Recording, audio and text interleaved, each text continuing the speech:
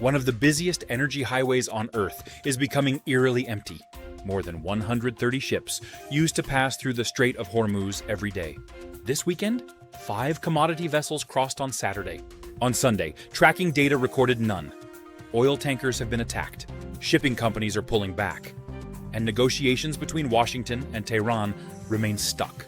So we may be approaching a question the world has feared for decades. What actually happens if the world's most important oil choke point becomes too dangerous to use? The latest numbers are extraordinary. Shipping data cited by Reuters shows only 5 commodity vessels passed through the strait on Saturday, August 15th. On Sunday, none were recorded. The previous weekend saw 31 crossings.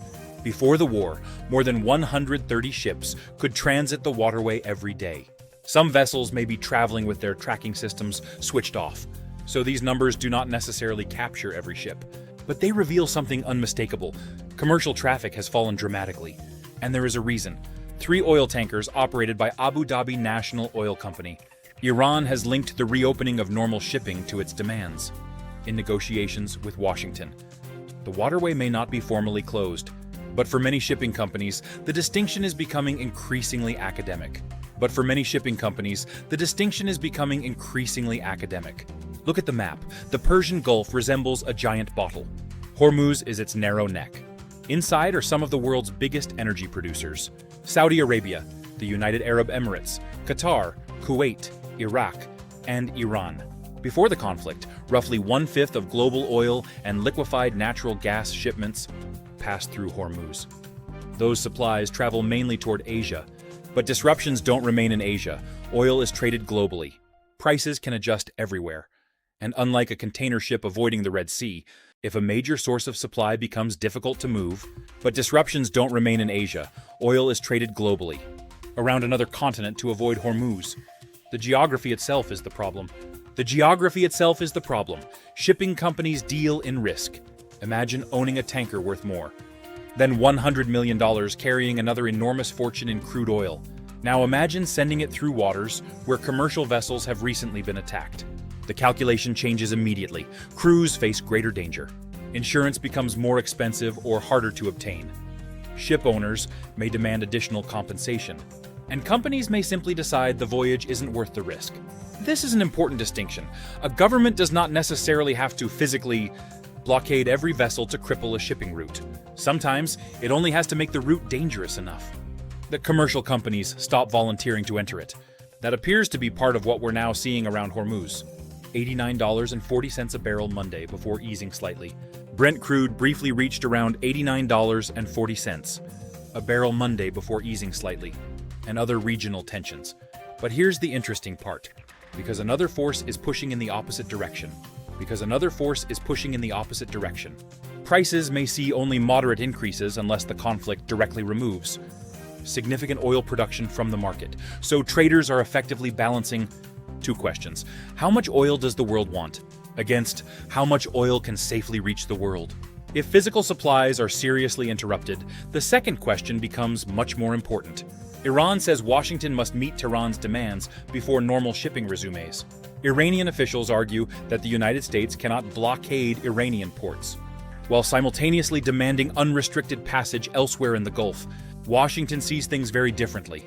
The United States says it can maintain its naval blockade indefinitely and is threatening additional economic pressure. If Tehran refuses an agreement, the UAE has condemned attacks on its vessels and is calling for safe navigation through Hormuz. Meanwhile, Iran has disputed broader American claims that Washington controls the strait. So this is not simply a shipping crisis. Hormuz has become one of the biggest bargaining chips in the entire Iran conflict. And Hormuz isn't the only shipping route under pressure. Traffic through Bab el-Mandeb, the gateway connecting the Indian Ocean. Following restrictions announced by Yemen's Houthis, Reuters reports, in the latest period it examined. Think about the map.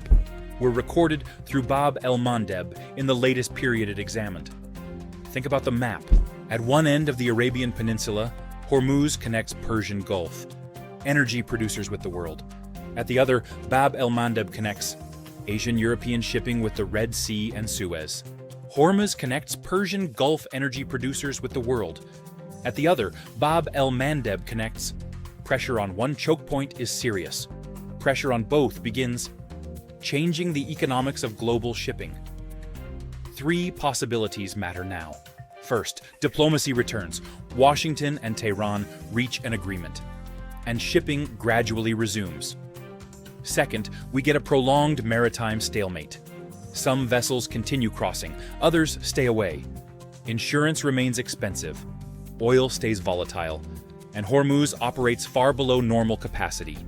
Then comes the dangerous scenario. Another tanker is attacked. Oil infrastructure is damaged.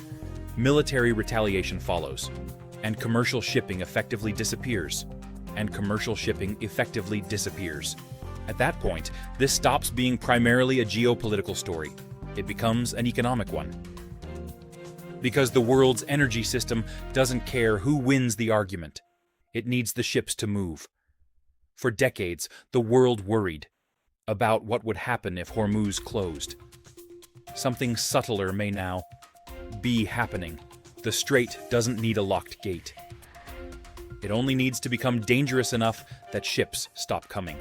And this weekend, almost all of them did. This is Global Brief News, Beyond the Headlines. I'm Olusola Osinowo. Thank you for joining us.